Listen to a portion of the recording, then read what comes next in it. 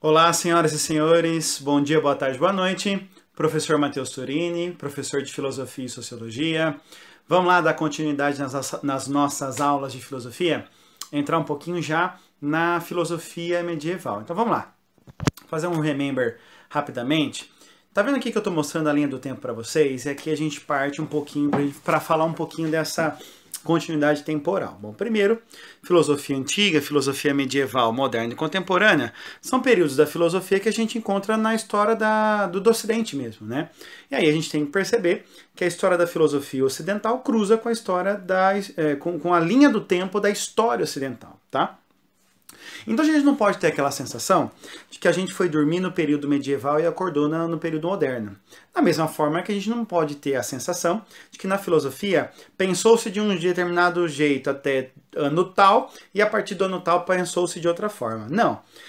Na linha do pensamento da filosofia, a gente precisa entender que esses períodos, além de localização e estudo, eles representam um pouquinho do contexto histórico de cada um deles, tá? Lembra que eu já falei para os senhores, volto a repetir, a gente fala, por exemplo, de filosofia pré-socrática, o Demócrito é um cara que está lá na filosofia pré-socrática e ele é contemporâneo do Platão. Professor, por que colocaram Demócrito na filosofia pré-socrática? Porque acharam mais bonitinho, tá bom? Então é óbvio que na história da filosofia, os historiadores da filosofia acabam quebrando um pau danado aí para poder entrar nessa definição de períodos e tudo mais.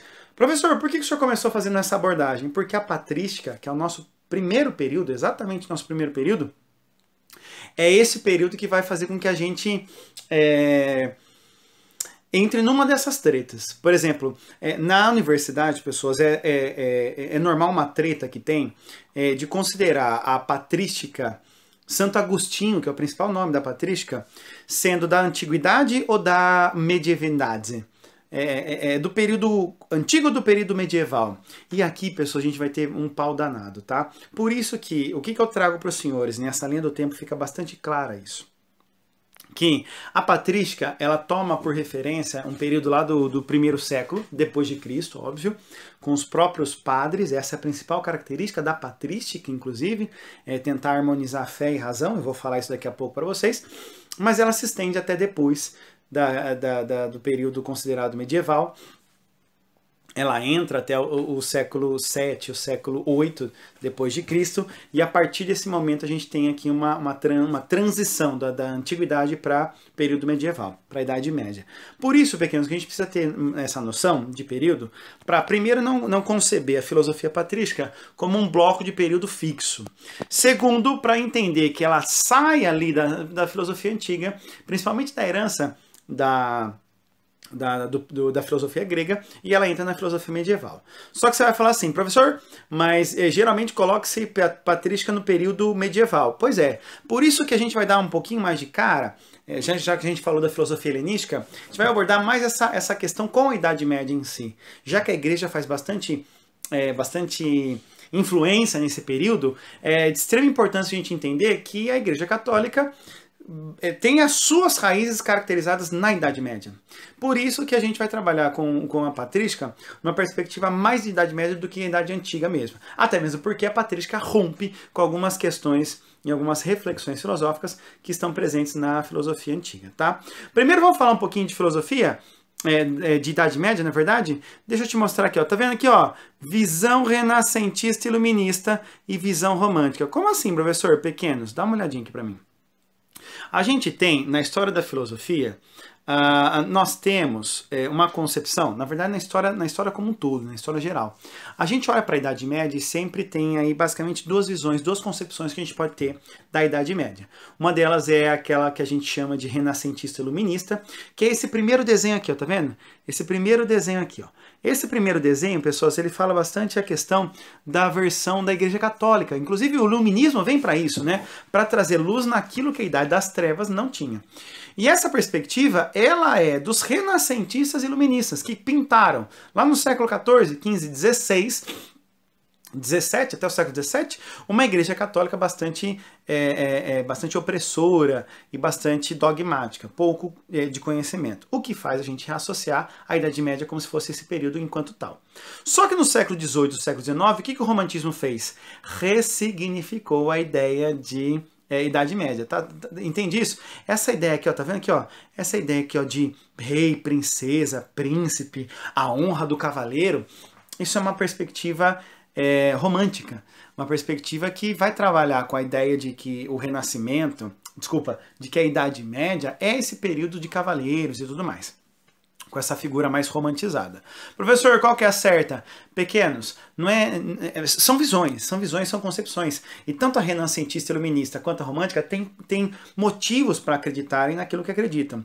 O que eu vou evidenciar para vocês? Aquilo que a gente tem enquanto dado histórico. Enquanto dado histórico, pessoas, a gente tem que pensar que a Idade Média não foi uma produção apenas igual ao iluminismo queria, apenas de ceticismo, apenas de dogmatismo, longe do conhecimento. Pelo contrário, foi produção muito forte de conhecimento. A maior evidência disso são as primeiras universidades. Deixa eu começar já aqui falando então, ó, as primeiras universidades aparecem na Idade Média.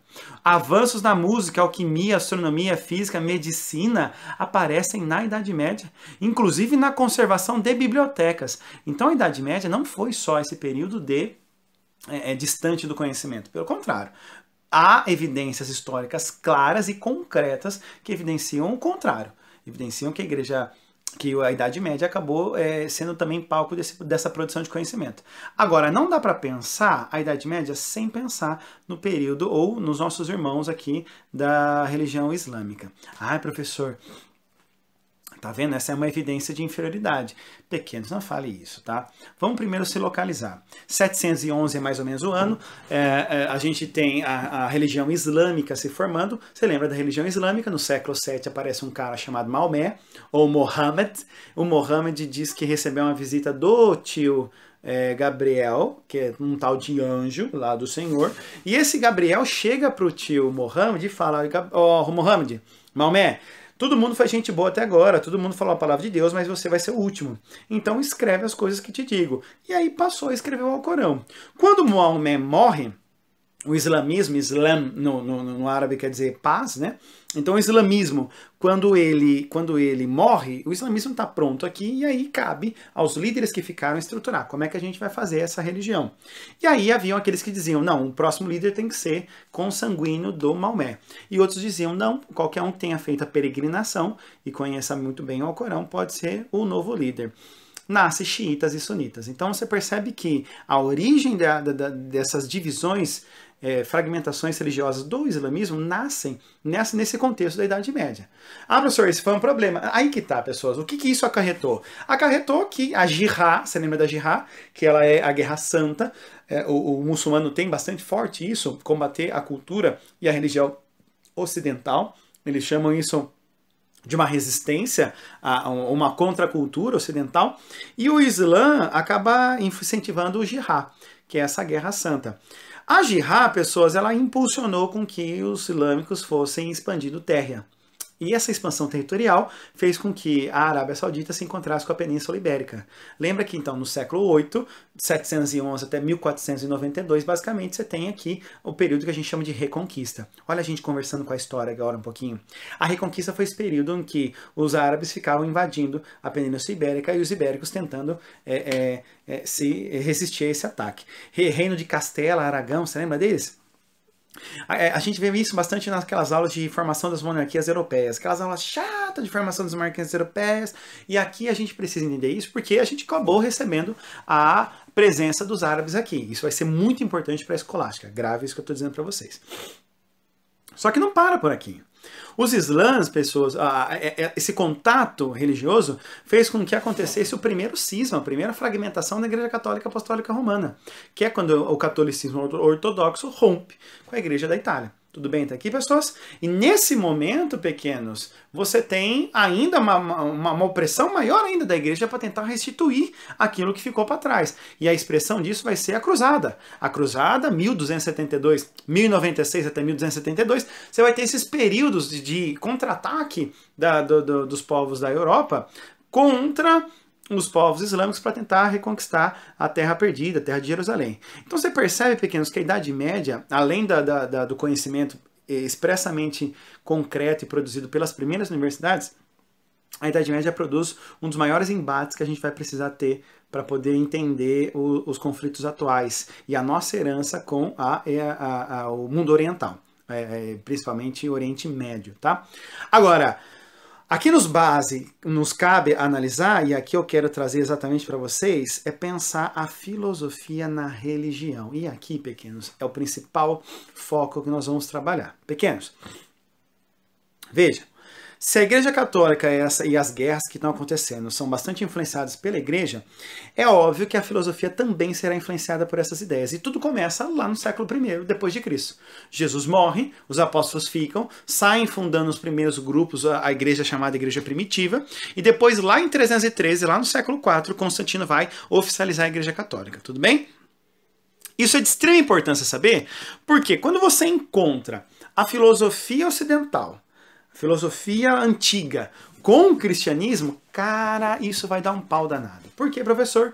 Porque algumas ideias presentes no cristianismo jamais tinham sido pensadas pelos filósofos antigos. E dentre eles, pessoas, eu vou trazer algumas coisas para vocês. Por exemplo, a criação do mundo a partir do nada.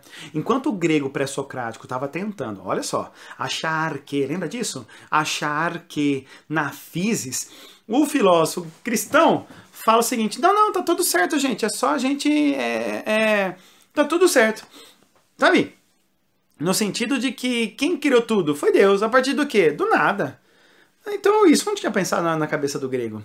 Outra coisa é a questão do Deus como trindade única. Olha só, nós estamos falando de um povo politeísta, que são os gregos. Então conceber vários deuses não é problema, mas conceber 3 deuses em um, isso é novidade. Como que pode 3 ser 1, como pode 1 ser 3 ao mesmo tempo? E a ideia do pecado original? Cara, como assim? Como você vai explicar para o grego, olha a noção de justiça aqui, né? Como que você vai explicar para o grego que ele não errou, mas alguém lá atrás, em nome dele, errou, e por isso ele paga a conta desse nego que errou lá atrás, do cara que errou lá atrás? Tá percebendo isso, pessoas? Por isso, pequenos, que essas ideias vão entrar forte no pensamento da filosofia ocidental. Porque o filósofo vai tentar pensar agora sobre essas questões. O fim escatológico. Professor, virá o coronavírus e atacará todo mundo e será o fim. Não muito bem isso, mas o cristão prega que haverá um fim escatológico. Jesus vai voltar de novo e quando ele voltar vai acabar tudo. O grego nunca tinha pensado nisso, até mesmo porque a ideia de morte para o grego era renovar-se. Era voltar como outra forma. Era ter os seus átomos reorganizados. Se eu não posso voltar como o professor Mateus, eu volto, sei lá, como uma pedra, como água, como um animal. Mas eu volto. Essa era a ideia da vida eterna para os gregos. Ressurreição dos mortos não estava nessa pauta. E está no cristianismo. Ainda que Platão e Sócrates acreditam que a alma é imortal. E acreditar que a alma é imortal coloca exatamente uma ideia de ressurreição, mas não no sentido que o corpo ressurreto, mas que a alma reencarna. Nossa, professor, Platão e Sócrates eram espíritas? É muito mais provável, muito mais correto a gente falar que o espiritismo é platônico e socrático, tá, pessoas? Só pra gente ficar por aqui. Distingue-se, então, as verdades naturais e as verdades sobrenaturais. Então, até que ponto o conhecimento humano pode chegar para poder conhecer e até que ponto esse conhecimento é revelado por alguém que é divino. Percebe que o principal foco é o quê? Tentar harmonizar fé e razão. Fé e razão é a nossa tentativa de harmonização aqui na filosofia patrística. Tudo bem até aqui? Filosofia medieval como um todo, né? Na patrística, por que ela tem esse nome, professor? Patrística do grego, ela vem em referência ao pai, tá? Ela faz referência aos padres, aos primeiros pais da igreja, e aqui a gente vai encontrar pessoas, nada mais nada menos do que algumas essências da filosofia antiga, tentando defender a fé cristã. Vamos olhar, você lembra da carta de Paulo, do apóstolo Paulo aos Coríntios, que fala exatamente isso, lá no capítulo 6, que fala exatamente isso. Tem coisa, sabe aquela coisa de todas as coisas me são listas, mas nem tudo me convém. Todas as coisas me são listas, mas eu não vou me deixar dominar por nenhuma delas. O apóstolo Paulo está tendo um pensamento extremamente epicurista. Você lembra de Epicuro? O que Epicuro falava? Professor, Epicuro falava o quê? O Epicuro dizia, pequenos, e é isso que eu quero que você entenda, que tem prazer que não compensa. A gente tem que buscar prazer refinado. Olha como a filosofia clássica, a filosofia antiga, encontra o cristianismo e a tentativa desses primeiros padres é tentar fazer essa harmonização. Tá claro aqui, pessoas? Por isso que os primeiros padres, ou a primeira fase da patrística, é chamada de apologistas. Professor, quem são os apologistas? São os primeiros defensores da fé. Pessoas, vamos pensar o seguinte, ó. Opa. Eita. Vamos pensar o seguinte, ó. Quando a gente fala dos primeiros defensores da fé, vamos lá. Quando a gente fala dos primeiros defensores da fé, nós estamos falando, pessoas, não só dos primeiros padres. Porque os primeiros padres institucionais vão aparecer lá no século IV, século V. Nós estamos falando de uma galera que, convencido pelo cristianismo, começa a usar argumentos racionais para fazer defesa da fé. Dentre eles, além dos apóstolos, São Justino. São Justino é conhecido como o padre pagão, porque sem igreja católica, ele está no século II, cara. Se a igreja veio no século IV, sem igreja está ele no meio do nada fazendo defesa da fé, argumentação da fé. Tá claro aqui, pessoas? E aí, o principal foco da filosofia patrística é o Santo Agostinho. Professor, quem é Santo Agostinho? O auge da filosofia patrística, tá? E aí, para a gente falar um pouquinho dele, a gente vai ter que avançar um pouquinho nos nossos slides. É óbvio que antes de falar um pouquinho do Santo Agostinho e da patrística, vou até tapar a cara do Santo Agostinho aqui. Uma corrente que apareceu antes do Santo Agostinho foi o neoplatonismo. Olha o nome, neoplatonismo, neoplatônico. É você pegar as ideias do Platão e ter uma nova concepção sobre elas. Isso é o neoplatonismo. Lembra do Platão? Você tem dois mundos, mundo sensível e mundo inteligível. E qual que é o mundo verdadeiro? Você lembra Platão assim, ó, lá no quadro de a Escola de Atenas? O que o Platão tá assim, ó? Ah, me vê um Uber? Ah, me vê um álcool gel? Não, pequenos. Para o Platão, esse dedinho para cima significa a valorização das ideias. Tá claro isso? Essa valorização das ideias coloca que, para Platão, a alma é mais referente. Existe um mundo verdadeiro. E este mundo verdadeiro tem todas as ideias perfeitas e eternas. Isso é o platonismo.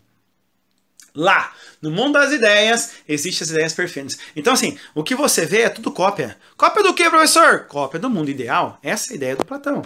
Isso está presente no platonismo, professor? No neoplatonismo? Tá presente. Só que a diferença é que os neoplatônicos não dividem o mundo em dois. Os neoplatônicos têm uma perspectiva meio que monista.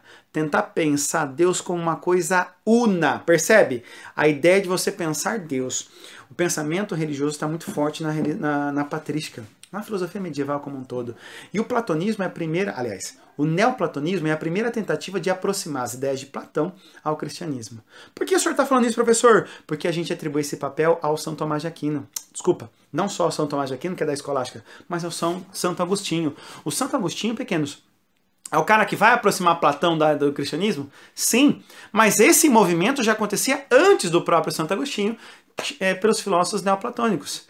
E o Santo Agostinho conhece primeiro Platão, Santo Agostinho lê Platão, entende Platão, e quando ele se converte ao cristianismo, quando ele se converte ao catolicismo, ele se converte já com uma concepção platônica da realidade. E enxerga na justificativa cristã o Platão, a filosofia platônica. Tá claro até aqui, pessoas? Sussa. Vamos falar dele então? Vamos falar desse menininho lindo aqui? Quem que é este menininho lindo, professor? Este é o Santo Agostinho. Professor, quem foi Santo Agostinho? E aqui, pessoas, eu queria deixar aqui uma dica para vocês. Esse livro é maravilhoso, tá? Chama-se A Escada dos Fundos da Filosofia. 34 filósofos para conhecer no seu cotidiano. Esse livro é maravilhoso. Você sabe por quê? Porque ele vai pegar 34 filósofos e vai fazer uma narrativa do cotidiano deles. E aqui eu separei a parte que ele fala sobre Santo Agostinho. E o autor ele vai colocar exatamente isso, né? Qualquer um que, sendo contemporâneo de Agostinho, tivesse conhecido quando jovem, jamais suporia que aquele mundano pudesse tornar-se um dos padres da igreja, e talvez o maior do Ocidente. Cara, por que ele fala isso, professor? Porque o Santo Agostinho, ele era um fanfarrão, era, como é que eu vou dizer, puteiro. Cara, ele era muito boêmio. E aí, nessa boemia toda, pessoas, aqui que tá a grande questão. Quando ele conhece o platonismo, e o platonismo vai valorizar as ideias, vai valorizar a alma, aqui você tem uma divergência forte do estilo de vida do Agostinho com as ideias do Platão. E isso faz com que já haja uma perspectiva aqui mais trágica, mais mais filosófica, mas ao mesmo tempo de divergência com a sua própria prática. A mãe dele, que foi considerada santa anos mais tarde pela Igreja Católica, a Dona Mônica, Santa Mônica, quem vai fazer com que Santo Agostinho chegue à Igreja Católica, e ao chegar à Igreja Católica, Santo Agostinho enxerga no cristianismo as ideias do Platão. Pequenos, não tem como passar pela história da filosofia ocidental sem passar pelo Santo Agostinho, tá bom? Ele é um dos maiores do Ocidente, tá? Os pós-modernos, em maioria, citam ele. O que ele deixou de legado? Pequenos, vamos falar um pouquinho do legado do tio Platão e do tio Agostinho. Pessoas, olha só, o Santo Agostinho, basicamente, ele pega as ideias do Platão, e ao pegar as ideias do Platão, pessoas, ele enfia Jesus no meio, ele cristianiza. Então veja, se para Platão existe um mundo sem... Professor, caiu uma questão assim, ó, mencione duas semelhanças entre Platão e Santo Agostinho. Vou te dar duas, ok? Dicotomia de corpo e alma. Para ambos, corpo é uma coisa, alma é outra. E imortalidade da alma. A alma é imortal, tanto para Platão quanto para Santo Agostinho. São 2 pontos de semelhança. Professor, me fala agora 2 pontos de diferença. Pessoas, claramente a diferença aqui. A concepção de mundo inteligível e mundo sensível do Platão está vinculado à alma e a corpo. E a alma no sentido mais racional. No caso de Santo Agostinho, o mundo inteligível, que é o mundo das ideias de Deus. É o paraíso. Já estamos falando de Jesus mesmo. Percebeu como que a gente enfiou Jesus no meio? E depois, professor, e aí a gente tem o mundo sensível. O mundo sensível do Platão é o mundo material. Desculpa, do Santo Agostinho é o mundo material. O mundo material, pessoas, é o mundo do pecado. É o mundo que a gente deve evitar. Tá claro aqui como já tem a conotação religiosa?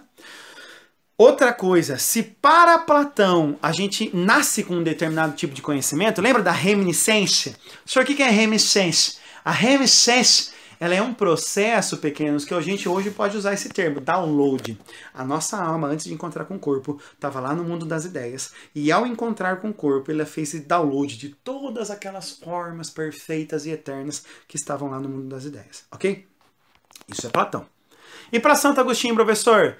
Quem nos dá o conhecimento é Deus. Inclusive, para Santo Agostinho, a fé é maior que a razão.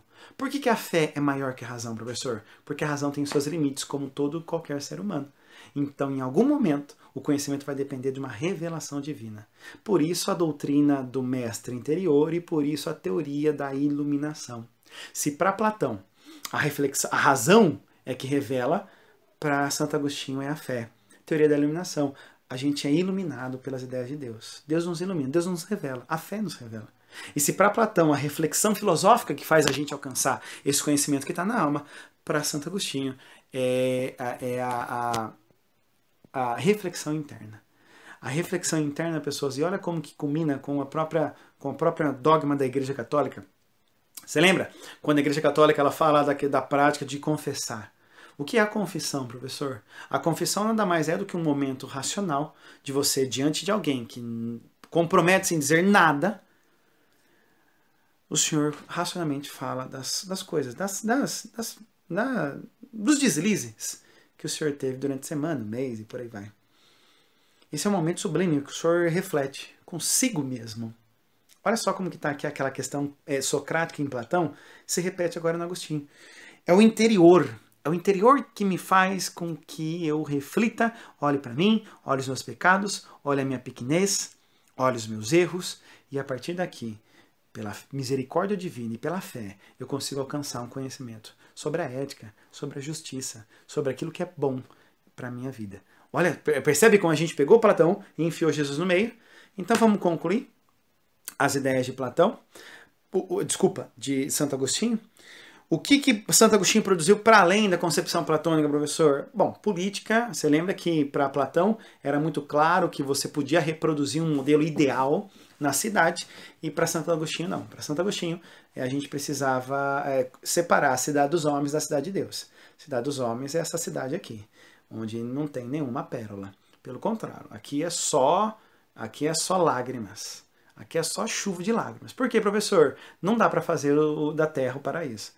Senhor, mas onde que a gente vai ver o paraíso com todo mundo igual? Essa é na cidade de Deus. Então percebe que no pensamento de Agostinho não tem nenhuma utopia de transformar esse terra no paraíso. Não tem comunismo, não tem socialismo, não tem liberalismo, até mesmo porque o Santo Agostinho está no século V e essas correntes vão aparecer pelo menos no século XVII. e no caso o liberalismo. Então aqui você não tem nenhuma referência de uma doutrina política ou de uma teoria econômica política que vai fazer da Terra o paraíso. Então Agostinho está bastante sereno quanto a essa, não impossibilidade, mas não é o nosso objetivo. Transformar o céu da Terra não é o nosso objetivo. Livre-arbítrio, pessoas, não dá para pensar na ideia de Santo Agostinho sem livre-arbítrio. Pequenos, o que é o livre-arbítrio? Você escolhe o que quiser. Ah, professor, então quer dizer que a liberdade é a escolha? Pois é, a liberdade é livre-arbítrio. Professor, mas isso quer dizer o quê? Quem é mais livre? O pagão ou o cristão? Ah, professor, o pagão faz o que ele quiser. Para Santo Agostinho, não.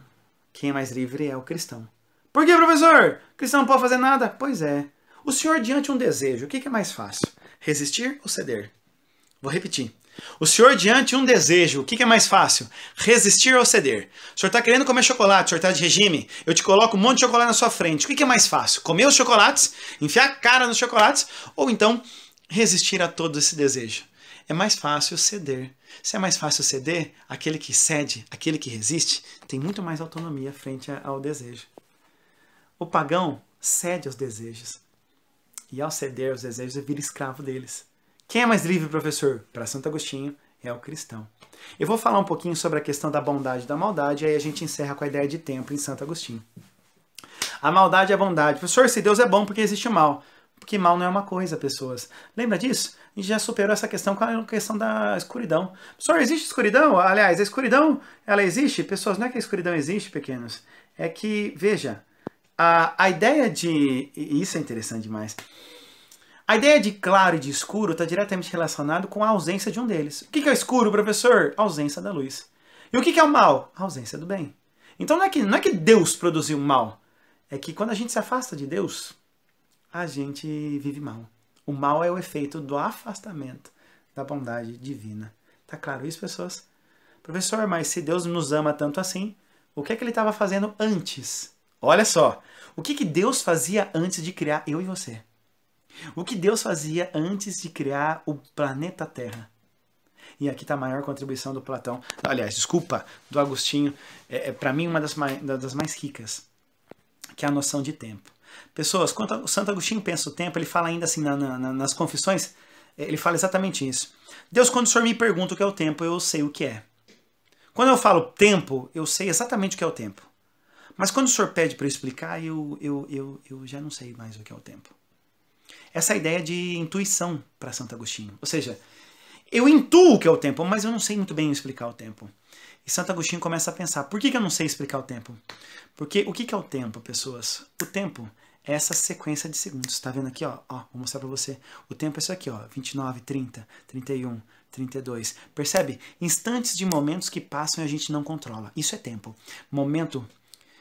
Se o tempo para, por definição, se o tempo para, como é que a gente chama isso? Eternidade. O tempo, quando para, a gente entrou no estágio de eternidade. Vamos lá. Eu e o Senhor estamos dentro do tempo ou dentro da temporalidade? Não sei se você entendeu. Deixa eu refazer. Eu e o Senhor morremos a todo e qualquer instante. A todo momento a gente está envelhecendo. E daqui a algum momento a gente vai dar uma morrida. Entende isso? Eu e o Senhor estamos presos na temporalidade. Agostinho está preso na temporalidade. Então, quando ele pergunta para Deus o que é o tempo, e o que Deus fazia antes, ele não consegue compreender. Por quê? Porque eu e o Senhor estamos presos na temporalidade. E Deus? Deus é o próprio tempo. Vou repetir. Deus é o próprio tempo. Se Deus é o próprio tempo, o que há antes do próprio tempo? Perceba, antes, olha lá o português, antes não é adjunto adverbial de tempo, não é isso? Não é advérbio de tempo? Antes. O que é antes? É um condicional de tempo. Ou seja, para haver antes é preciso haver tempo. Se Deus é o próprio tempo, então não há antes de Deus. Não existe antes de Deus. Deus é o próprio tempo. E num ato de amor, ele amou. Ai, amei. Pronto. Criei o planeta Terra, eu e você, 2 filhos, um cachorro e os filhos de Francisco. É isso que é o tempo. Para Santo Agostinho, eu e o Senhor estamos presos na temporalidade. Deus sendo o próprio tempo, não existe antes do tempo. Professor, então o que existe? O tempo é cada segundo que passa. O passado existe? Não. Já foi, tempo que já se foi. O futuro existe? Não, porque é tempo que ainda não foi. Ah, professor, então existe o presente? Que já foi, que já foi, que já foi, que já foi. Também não existe presente. Sabe o que acontece? Existe o tempo do corpo. e o tempo da alma. O tempo da alma é diferente do tempo do corpo. Eu e o Senhor envelhecemos, mas a nossa alma registra memórias que vão para o passado e nos projetam para o futuro. O futuro é o futuro presentificado. O passado é o passado presentificado. E o presente é o presente presentificado. O tempo para Santo Agostinho, e você fala assim, professor, mas o que isso tem tanta importância? Que na Santo Agostinho, pessoas, era muito comum a gente falar de eras. Vinha um reino tal, caiu o reino tal. Vinha outro reino, caiu outro reino. Depois o reino tal, o outro reino tal. Eras, cíclico. Para Santo Agostinho o tempo é linear. Se o tempo é linear, ele começa aqui e ele vai para onde? Vai para Deus. O nosso momento de tempo ele só vai. E se ele só vai, cada segundo por si só é único. O Senhor optou em dedicar os seus últimos 30 minutos ouvindo a minha voz para dedicar e estudar um pouquinho de filosofia. O que eu faria com esses outros 30 minutos, professor? Não vai fazer mais. Porque eles deixaram de existir. Eles não existem mais. Não, mas então eu vou recuperar meu tempo. Não. Você não recupera tempo. Você vive outros tempos, outros momentos, outros segundos. Esses 30 minutos que o senhor ficou me escutando até agora, se foram. Essa é uma contribuição que nunca mais vai sair da história da filosofia. Isso vai impactar a filosofia da existência. Beleza? Pessoal, espero ter te ajudado. Beijo no seu coração. Até mais.